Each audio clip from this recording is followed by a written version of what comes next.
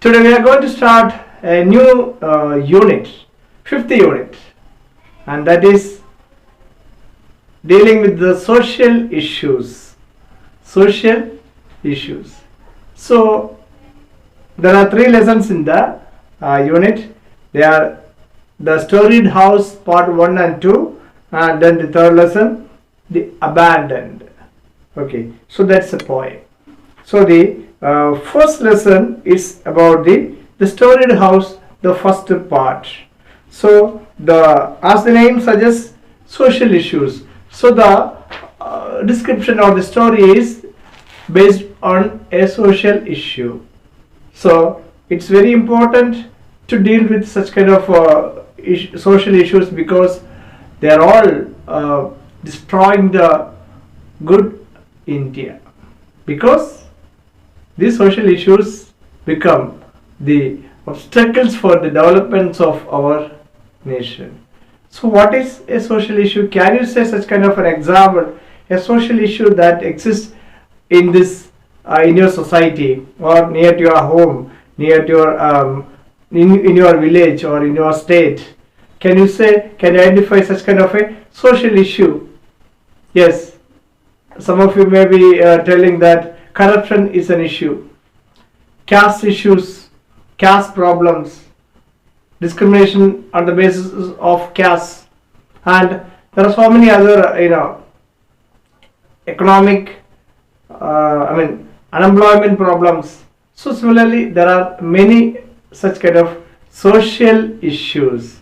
Corruption is one of the major social issues. Everywhere you have to pay money to get the things done. Okay, so again many other atrocities are happening on the poor people or on the low caste people, the so-called low caste people. These all are social issues. Dowry is another social issues. Dowry, okay, harassment of the women in their husband's home. It's a common thing nowadays. All are social issues. So here in this lesson we are going to deal with the social issue related with the casteism. Okay, so let us see how the lesson is proceeding, because it's all about a person who belongs to such a low caste, the so-called low caste, and he wanted to make a house after his retirement.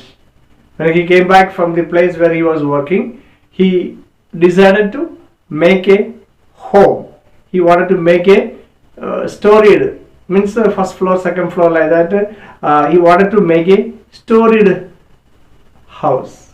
So then some issues started, because he belongs to some low caste according to the existing society's norms. And let us see what was the issue. So there was something really wrong with the state transport bus. See, the author is describing that he was coming by after the retirement. He is coming back to the village. So he was coming by a state road transport corporation's bus, and it had come up the winding road in the mountain as if with a lifetime effort. So taking too much risk that bus is running, because most of the time the very poor condition, mechanical state, or the the condition of the RTC bus would be sometimes very poor in nature, and therefore the bus was not able to climb that mountain. Actually his house located in a mountain area, so the road was now downhill, and yet the bus moved as slowly as a sick man walking with the help of another. So there was no much ups and downs. It was a minor climb and then downs. So the bus was moving just like a patient. How does a patient move? With the help of someone. Someone has to hold his hand. You have to catch like this. Slowly the bus was moving. Very satiric nature. And it reached the plain. From the hill area to downwards it is moving. Reached the plain area, dispensary, where the dispensary building was situated, and stood still like an obstinate bull. So now the bus again has to move, but like a bull. Obstinate bull means what? A bull that is not ready to pull its bullock cart, its cart, because of the heavy weight is placed on the cart. Sometimes the bullock feels difficulty to pull it. So with obstinate means it is unable to pull it. The bus was not able to move. Can you imagine the reason why? Can you understand? Because the bus was such an old bus. Its all engine, everything was not in perfect condition. Therefore, the bus was not moving well. And now the destination was hardly a mile or two away. Little, maybe 1.5 or 2 miles. Again, still we have to move. Okay, and but the driver was sore, and the conductor had no option but to be silent. The driver was getting angry because the bus was not moving perfectly. And the driver, what he can, the conductor, he can give only the tickets and collect the money from the public, from the traveler, passengers. More than that, he can't do anything. So all the mechanical work, the driving and checking the condition, everything is of the duty of the driver. So the driver was getting angry, and the conductor became very silent about it. When they realized that the bus won't move any faster, a couple of passengers exclaimed, "God damn it, for a bloody nuisance." So bad words, of course. They were cursing the bus. What a bad system that is. Cursing the or scolding the RTC bus situations or systems. Okay, thank God it is not in our state. Okay, and the conductor asked the passengers to get down, and they put their strength together to push the bus. Exactly. So if all people are sitting inside, it would be difficult for the driver to take the bus again. Therefore, they ask all the passengers to get down. Okay, then what they have to do? You have seen sometimes people would be pushing like this from backside. Pushing from backside, all people are pushing like this in order to take the bus to move front.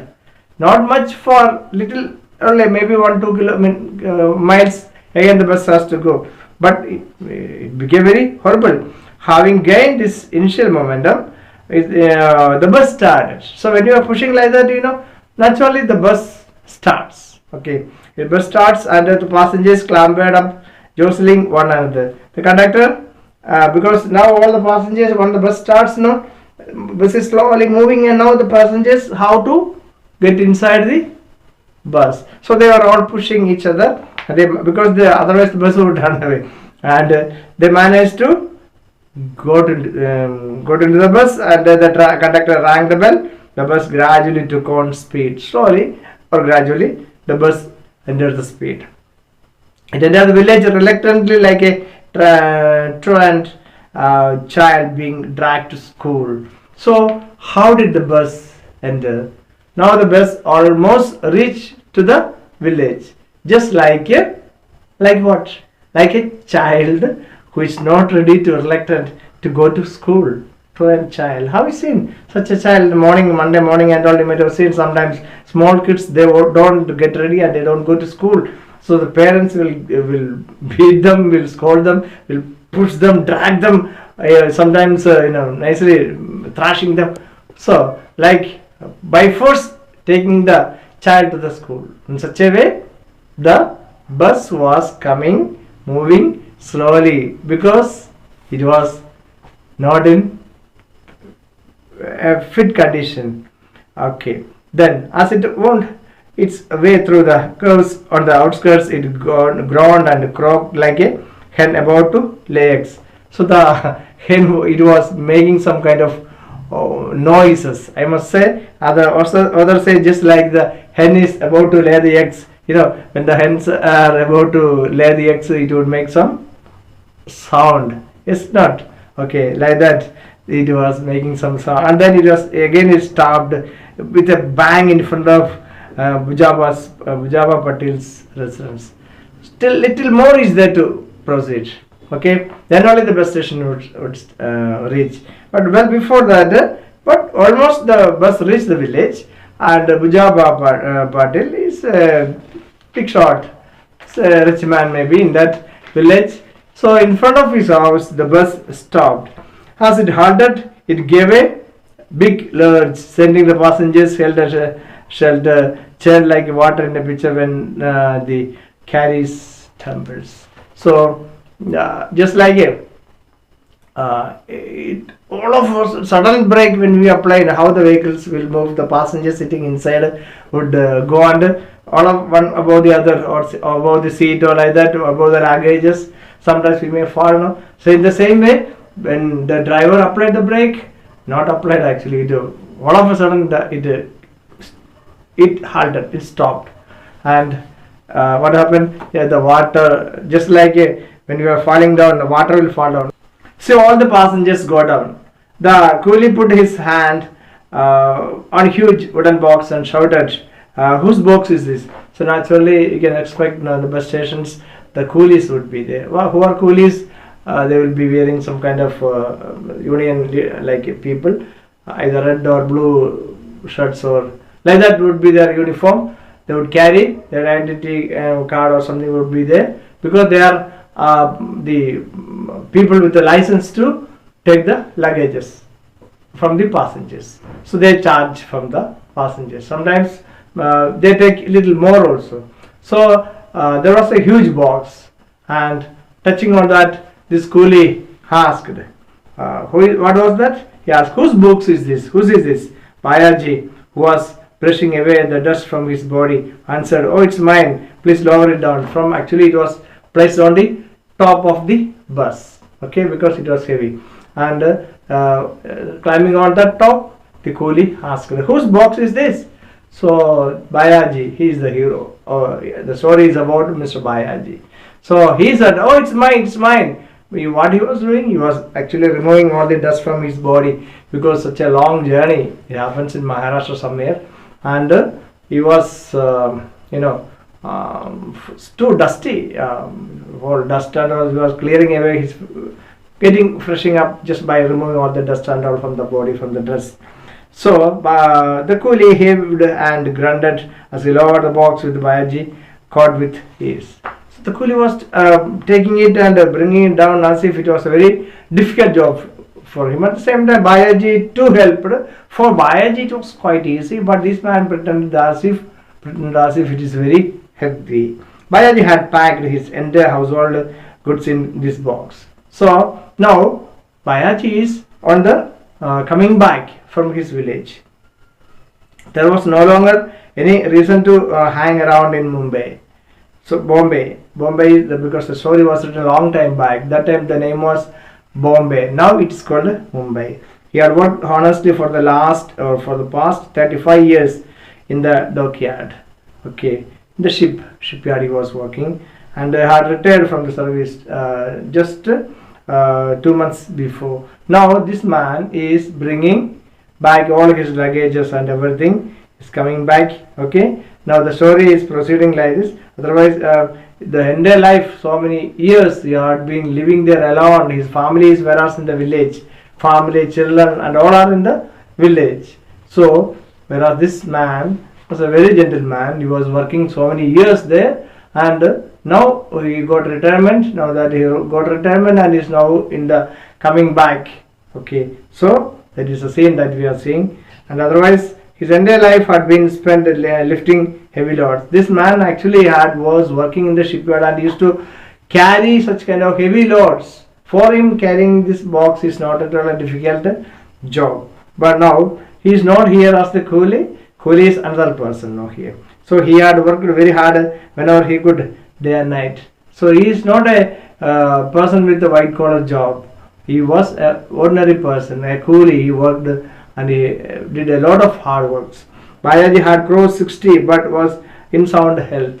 Generally, people get older, their health would be deteriorated. Here, Bayaji was quite a healthy person. Though he was 60, his health was quite good and he had a sturdy frame right from birth, and hard work had given a well-formed shape to his strong body and muscles. So small time onwards he used to work in such kind of places, and therefore he had a strong built body with good muscles. So he paid 15 pies to the coolies, put the box in which he had thrown pots and pans and sundry other things on his head, and began to walk the direction of his house.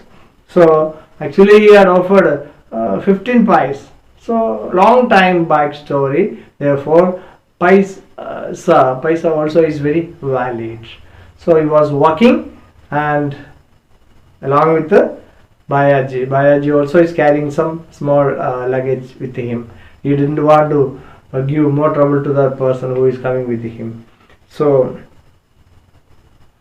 and as he reached Kadam's house, he saw Bujaba coming towards him. Bujaba is, I told you, no, is a rich man in the village. So Bujaba was a known rascal of the village. See, what a good expression. Was he a good person? Not at all. He was notorious. He was not a good person, but was a rascal, means a stupid fellow, a nuisance for all the people, and the one who fights with all the people. Such a person is called a rascal.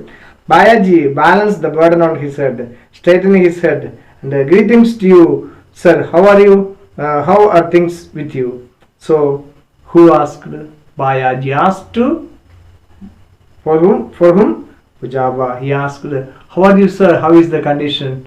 Because after a long time they are meeting each other. Bayaji was a Mahar by caste, and according to age-old customs, should have greeted Bujaba with my humble salutation to you, sir, who are my father and mother. That is the issue here starting. What is that? Bayaji belongs to a caste called Mahar caste. Probably it is a low caste. And according to the traditions and customs, he should not simply, how are you, sir, or such kind of formal dialogues he should not ask. So according to the traditions, in English, though it is Marathi, they might have wished, but here, Bayaji, how did he say? How are you, sir? He was supposed to ask, my humble salutations to you, sir. Some humble salutation to you, sir, and who are my father and mother. So I consider you are my father and mother. So when Bayaji merely said, simply as an educated person says, Bayaji said greetings, Bujaba became very furious, angry. Do you think you can become a Brahmin merely by saying greetings? See, that's what. So you are wishing me just like a Brahmin, just because you have worked somewhere, and how dare you to speak like that? Only greetings? Couldn't you give me due respect? Can you forget your position simply because you have turned a Buddhist? See, here another contest is telling that here he became a Buddhist. Why he was from the such a Hindu to the Buddhist, he got converted. Why he? Because Buddhism, there is no caste feelings, and therefore he got changed into Buddhist. And Bayaji was nonplussed. Bayaji was nonplussed. Nonplussed means confused. For a moment he was tempted to knock him down with his box, but realized that he could not afford to do so. Bayaji in fact wanted to push him or just give a hit on his chest, because the way how he is responding, how dare you to call me or salute me only by saying greetings? Don't you, just because you have become a Buddhist, how dare you to call me like that, to salute me like that?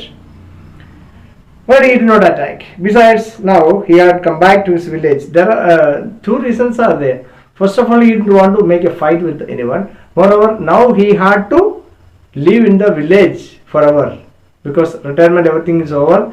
He had to live in this village, and why to fight with other village elders? Therefore, he did not make any issues there. He was to spend the rest of his days on the soil and would be interested in the same soil. He would not be able to return to Pune or Bombay thereafter. It was not good policy. He decided, if I make a fight, it would be an issue in the village. Therefore, he didn't want to make an issue in the